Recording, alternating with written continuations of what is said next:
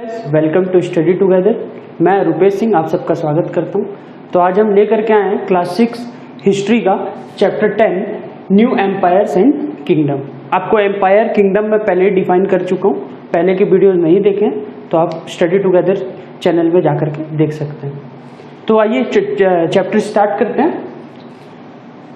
प्रसिस्टिस and what they tell us. Prashastis is a special kind of inscription. तो inscription से हम लोग सब फेमिलियर हैं। इंस्क्रिप्शन क्या होता है? एक हार्ड सरफेस पे लिखा हुआ मैसेज जो कि एक रूलर यूज करता था। हम चैप्टर 1-2 में इसको देख चुके हैं, ठीक है।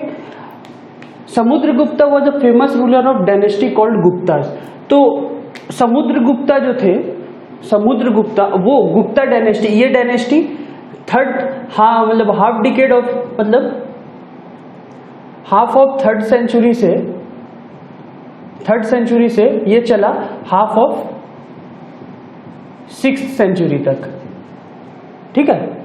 ये डायनेस्टी 3 सेंचुरी तक रहा। Harisena was a poet who composed poetry in परिस्थिति who also Harisena was a minister of Guptas court. तो ये समुद्रगुप्ता का बात क्यों किया इस पॉइंट में? इसलिए क्योंकि समुद्रगुप्ता ही वो थे जो कि इसका शुरुआत किए थे, परिस्थिति का, ठीक है। प्रोनाउंसिएशन थोड़ा मिस्टेक हो रहा है, आप मैनेज करेंगे, ठीक है।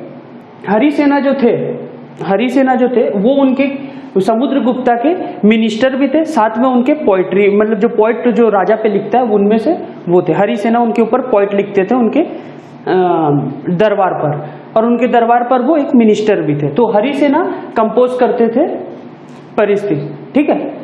सेकंड टॉपिक देखते हैं, जीनोलॉजीज। तो जीनोलॉजीज मतलब क्या होता है? जीनोलॉजीज मीन्स लिस्ट ऑफ एंसेस्टर, पूर्वजों का लिस्ट, ठीक है। पूर्वजों का जो लिस्ट है उसको बोलते हैं जीनोलॉजीज। इसका बात क्यों किया? क्योंकि समुद्रगुप्ता परिस्थिति में लिखाए थे इसके बारे में, अपने एंसेस्टर्स के बारे में। समुद्रगुप्ता's परिस्थिति shows that Samudragupta's mother name was Kumari Devi and his father name was great Chandragupta. तो समुद्रगुप्ता का जो था इंस्क्रिप्शन, ये शो कर रहा था, बता रहा था कि उनकी मम्मी का नाम, उनका मदर नेम था कुमारी देवी, ठीक है, और उनके पापा का नाम था ग्रेट चंद्रगुप्ता, ठीक है। ये बहुत बड़े रूलर थे। उनको पब्लिक जो पीपल्स थे जो उनको लव करते थे उनको टाइटल भी दिए थे महाराजा, अधिराजा। राजाओं का राजा को जो बोलते हैं महाराजा और अधिराजा, ठीक है। तो चलिए आगे बढ़ते हैं और देखते हैं कि परिस्थिति में क्या क्या कवर किए हैं। आइए देखते हैं नेक्स्ट टॉपिक, समुद्रगुप्ता's प्रशस्ति। His प्रशस्ति tells that he was a great warrior and who won victories in battle। तो हीज यहाँ पे जो है हमारा वो समुद्रगुप्ता को बता रहा है कि वो एक ग्रेट वॉरियर थे, ठीक है। प्रशस्ति में बता रहे हैं हरिसेना कि वो एक ग्रेट वॉरियर थे, साथ में वो बहुत सारे बैटल्स को विक्ट्री किए थे, वो मतलब जीते थे वो, ठीक है। Prashastis were composed in large sentences. जो प्रशस्तिज का एक फीचर था वो बड़े बड़े सेंटेंस में उसको कंपोज किया जाता था, ठीक है। Samudragupta rules and it was described by Harisena in 4 different kind of rulers. तो हरिसेना क्या किए प्रशस्ति में समुद्रगुप्ता को ऐसे डिफाइन किए हैं वो 4 रूलर के, मतलब 4 रूलर को एक ठो सेंटर पार्ट लेकर के। जैसे एक रूलर थे नॉर्दर्न इंडिया का, मतलब नॉर्दर्न इंडिया का रीजन को उस वक्त बोला जाता था आर्यवर्ता, ठीक है। और दक्षिणापट्टनम ये था उधर क्या बोलते हैं सदर्न इंडिया में, और ये नॉर्थ ईस्ट इंडिया में ये वाला रीजन आसाम, कोस्टल बंगाल, ये सब ईस्ट और नॉर्थ ईस्ट एरिया में। और ये जो था कुशनाज, साकाज, ये था नॉर्थ वेस्ट के जो रूलर थे। 4 ठो को में पॉइंट लेकर के वो समझाएं। अब आइए अब इसको समझते हैं। तो जो रूलर्स थे आर्यवर्त के, वेयर इन 9 इन नंबर्स, वो कितने नंबर्स में थे? 9 में थे, 9 रूलर्स थे वहां के, ठीक है। But they were uprooted and their kingdom become a part of Samudragupta's empire. क्या हुआ? ये आर्यवर्त क्या किए, समुद्रगुप्ता क्या किए, लड़ बैठे उनसे, रीजन के लिए, रीजन को अपना एक्सपेंड करने के लिए। एक राजा दूसरे राजा से इसी के लिए लड़ता था कि वो अपना रीजन एक्सपेंड कर सके। आपको पहले के वीडियोज में मैंने समझाया है। वैसे ही ये भी वहां पे भी ऐसे जस्ट कंडीशन हुआ जब गुप्ता डायनेस्टी के रूलर, जो वेल नोन रूलर थे समुद्रगुप्ता, उनको अपना रीजन एक्सपेंड करना था। ठीक है, तो वो क्या किए, चले गए आर्यावर्ता का एरिया में जहां पे 9 रूलर रूल करते थे। ठीक है, और वो उनको हरा दिए और उनका जो रीजन था उसको अपना पार्ट में बना लिया। ये पॉइंट देखिए यहाँ लिखा हुआ है, but they were uprooted and their kingdom, उनका जो किंगडम था, आर्यावर्त का जो किंगडम था वो अब पार्ट बन चुका था समुद्रगुप्तास का एम्पायर का। ठीक है, सेकंड पॉइंट देखते हैं। The ruler of Dakshinapattanam were defeated by Samudragupta and he allowed them to rule again. तो क्या हुआ ना, जो रूलर थे दक्षिणापट्टनम के, उनको डिफीट कर दिया समुद्रगुप्ता अपना एक्सपेंड करने के लिए रीजन। ठीक है, जब डिफीट कर दिए उनको तो वो क्या हुआ, कुछ दिन के बाद उनको समुद्रगुप्ता क्या किए, वापस कर दिए उनका जमीन, जितना रीजन को वो जीते थे वो वापस कर दिए। इससे वो क्या दिखा रहे हैं, हरिसेना इससे क्या दिखाना चाह रहे थे कि वो एक दयालु आदमी भी थे। 7 राजा थे, जीतते थे, लेकिन वो साथ में एक दयालु आदमी भी थे। Third point, the inner circle of neighbouring states including Assam, coastal Bengal, Nepal and number of ganas and sanghas in the north west, they brought tribute, followed his orders and attend his court. तो ये पॉइंट बता रहा है कि जो अंदर का एरिया था उनका रीजन, उनका कैपिटल कहाँ था, समुद्रगुप्ता का कैपिटल था पाटलिपुत्र। ठीक है, ये रीजन, इससे आप फेमिलियर हैं। ये अशोका का भी था। अशोका इनसे पहले हुए, समुद्रगुप्ता के पहले हुए अशोका। आपको पहले वीडियो में मैंने एक तो नंबर सिस्टम, नंबर लाइन बना करके समझाया था। अगर पहला चैप्टर नहीं देखा आप तो देख लेना उसको। तो उसी के बाद हुए समुद्रगुप्ता।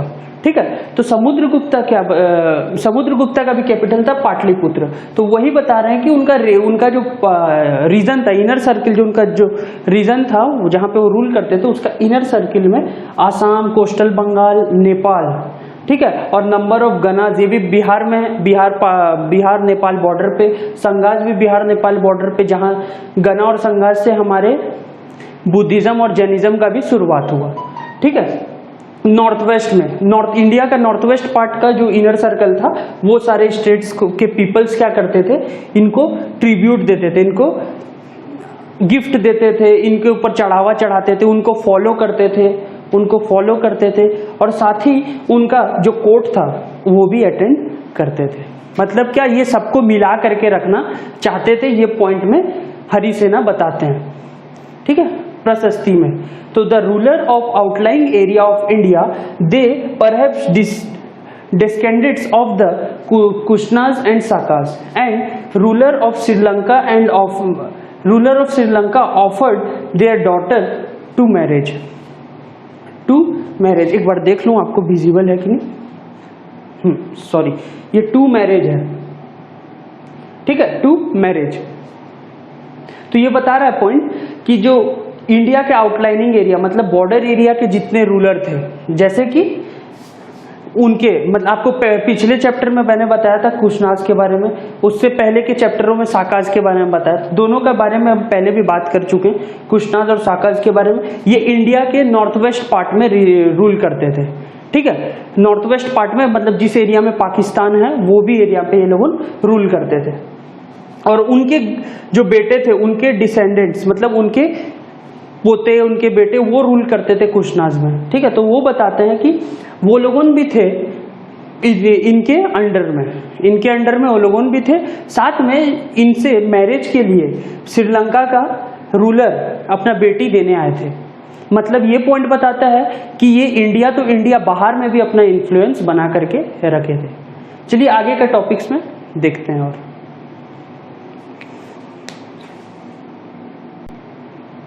आइए आगे देखते हैं, हर्षवर्धन एंड द हर्ष चरित्र।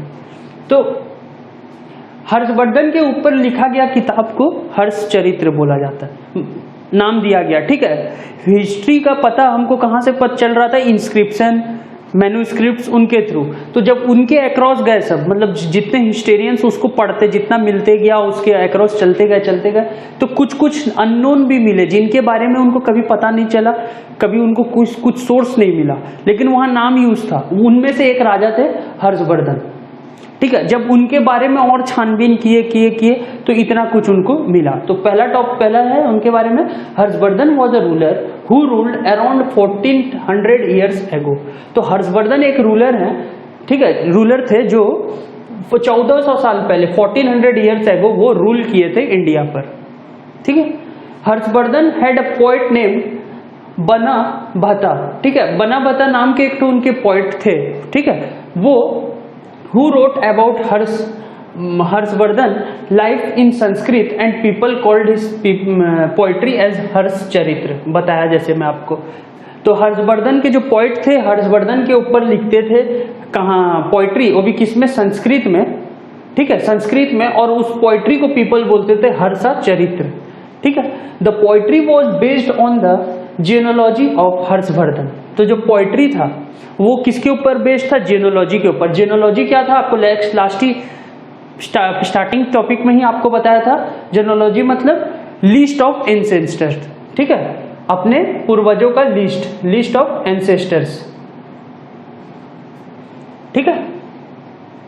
जुआनजेंग was also the member of his court for a long time. आपको बताया था जैसे जुआनजेंग के बारे में, ठीक है। फाजियान के बाद जुआनजेंग आए थे, जुआनजेंग के बाद ली क्विंग आए थे, ठीक है। ये आए थे अराउंड इंडिया 1400 ईयर्स एगो, जब ये रूल कर रहे थे। आपको लास्ट चैप्टर में, चैप्टर 8 में मैंने बताया है। तो जुआनजेंग जो हैं वो भी कोर्ट के मेंबर थे। किनके कोर्ट के मेंबर, हर्षवर्धन के। बहुत ही लंबे वक्त तक वो मेंबर थे उनके कोर्ट के। Harsha take the throne after the death of his father and his elder brother. तो हर्षा जो थे ना शायद फैमिली में छोटे थे, प्रोबेबली है ये, मतलब मान के चले हैं हिस्टेरियंस अपने कि जो हर्षा थे, हर्षवर्धन जो थे वो फैमिली में छोटे थे। और उनको गद्दी कब मिला ये मान के नहीं, मतलब कि एक तो बनाए हैं सोच करके ये कि जो इनका जो पोइट्री था उसके बेसिस पे, ठीक है। तो उनका जो थ्रोन था, उनका जो गद्दी था, उनको कब मिला, after the death of his father, उनके पापा का डेथ के बाद। फिर उनके एल्डर ब्रदर का भी, मतलब एल्डर ब्रदर का भी डेथ हो गया। जब उनके पापा का डेथ हुआ तो उनके बड़े भाई बैठे, जब उनके बड़े भाई का डेथ हुआ तो हर्षवर्धन बैठे। His brother in law was the ruler of Kannauj and killed by ruler of Bengal. इनके जो ब्रदर इन लॉ थे, साले साहब इनके जो थे, वो मारे गए कन्नौज में। कन्नौज के राजा थे, ठीक है, कन्नौज के राजा थे और मारे गए रूलर ऑफ बंगाल के द्वारा। बंगाल के जो रूलर थे उनके द्वारा मारे गए। कन्नौज कहाँ है, यूपी में है, ठीक है। He wanted to cross Narmada river and enter in Deccan, but stopped by a ruler from Chalukya dynasty Pulakeshin two. तो ये बताते हैं इसमें कि ये थे नॉर्दर्न पार्ट में। डेक्कन किसको बोलते थे, सदर्न पार्ट को डेक्कन बोला जाता था, सदर्न पार्ट को डेक्कन बोला जाता था। और जो हमारा नर्मदा रिवर है वो ईस्ट फ्लो करता है, वो ईस्ट फ्लो करता है। अगर हम ऐसे ईस्ट वेस्ट, नॉर्थ ऊपर और साउथ नीचे करके देखें, ठीक है, वो ईस्ट फ्लो करता है इधर तरफ में। तो उसमें क्या हुआ, ये ना ट्राई किए, ये नॉर्थ में रूल कर रहे थे, ये ट्राई किए कि वो घुस जाए साउथ में, ये रिवर को क्रॉस करके। तो जब रिवर क्रॉस किए वो, तो उनको एक रूलर मिला जो चालुक्य डायनेस्टी का था, चालुक्य डायनेस्टी का था, उसका नाम पुलकासेन टू, पुलकासेन टू नाम था उनका। मतलब पुलकासेन 1 कोई थे, उन्हीं का ही नाम उनको दिया गया था पुलकासेन 2।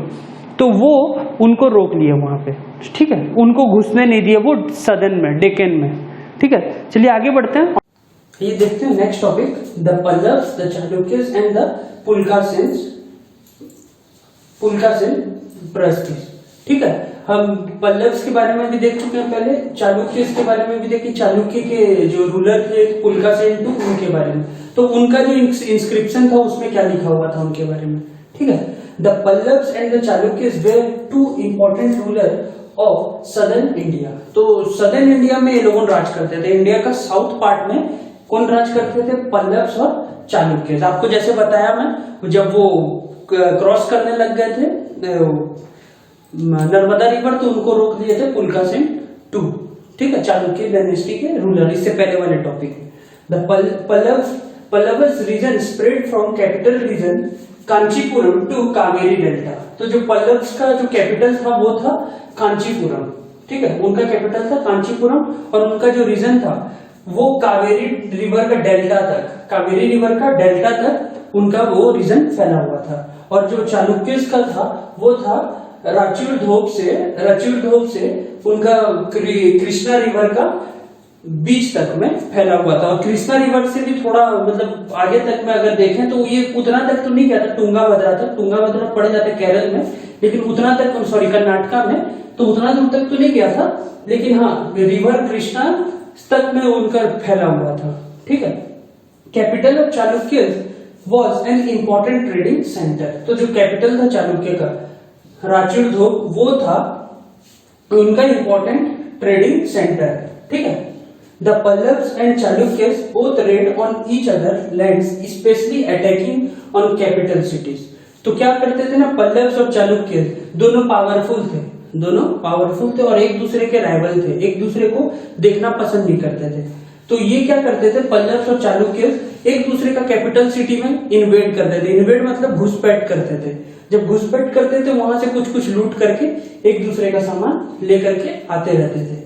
Famous Chalukya ruler Pulakeshin II won east and west and defeated Pallavas. तो कई बार ऐसा भी हुआ कि पल्लव्स का जब चालुक्य घुसे उनका रीजन में तो उनको हरा करके भी वो आए, ठीक है। तो जो फेमस चालुक्य रूलर थे पुलकासेन II, वो ईस्ट भी जीत चुके थे इंडिया का और वेस्ट भी जीत चुके थे। अब वो हराए भी और किनको भी हराए, डिफीटेड पल्लव्स, तो पल्लव्स को भी वो हरा चुके थे, ठीक है। चलिए देखते हैं इसके बाद नेक्स्ट टॉपिक। ये देखते हैं next topic, how were the kingdoms administered, मतलब कैसे किंगडम्स को चलाया जाता था। Rulers were depend on the land revenue but during this rulers they introduced portfolio system. तो ये पॉइंट बता रहा है कि जो रूलर्स थे, जो रूल कर रहे थे, वो क्या करते थे, लैंड रेवेन्यू पे डिपेंड रहते थे, ठीक है। और उसके कारण क्या होता था, रूलर्स को उसके कारण बोल रहा हूं, सॉरी, वहां से वो क्या करने लगे, लेकिन उसी वक्त वो लोग पोर्टफोलियो सिस्टम ले आए। पोर्टफोलियो सिस्टम मतलब मिनिस्टर्स को ले आए, अपने नीचे एक मिनिस्टर देखेगा, आर्मी को एक मिनिस्टर देखेगा, फाइनेंस को एक मिनिस्टर देखेगा, फूड मिनिस्ट्री, मतलब वैसे जैसे अभी के वक्त हमारा सरकार है उस वक्त ऐसे ही वो रूलर्स पोर्टफोलियो सिस्टम ले आए। All the people who become member in this system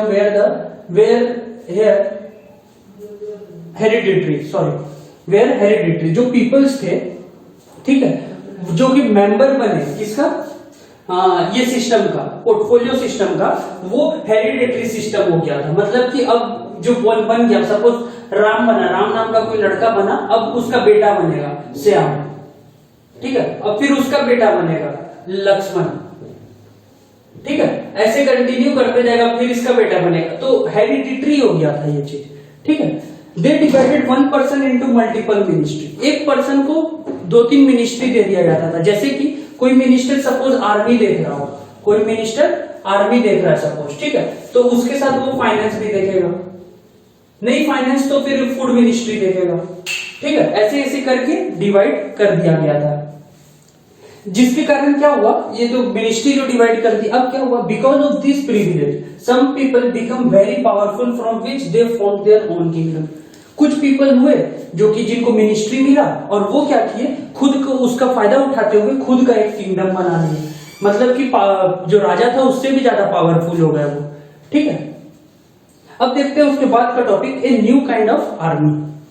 Kings and rulers were started spending money on their military horse and chariot, ठीक है। तो जो आर्मी थे, आर्मी को भी मेंटेन करने लग गए पीपल्स, मतलब रूलर्स, वो क्या करते थे, आर्मी वाले को मनी स्पेंड करते थे, उसमें मनी खर्चा करते थे, उनको घोड़ा लाके देते थे, मिलिट्री बनाए थे अपना, और रथ भी बना के रखे थे, चैरियट्स, ठीक है। सोल्जर्स वेयर पेड रेगुलरली, जो सोल्जर उनके मिलिट्री में मेंबर्स थे उनको रेगुलरली पेमेंट होता था, ठीक। The man who provide troops called as samantas, तो जो सोल्जर्स को प्रोवाइड करता था आर्मी में, वो आदमी को बुलाया जाता था समंतस। तो ये इंपॉर्टेंट है, ये याद रखिएगा, समंतस। तो इसी के साथ हमारा चैप्टर 10 यहीं पे खत्म होता है। हम बहुत ही जल्द चैप्टर 11 लेंगे, तब तक वीडियो को लाइक करें, चैनल को सब्सक्राइब करें और वीडियो को शेयर करें। Thank you.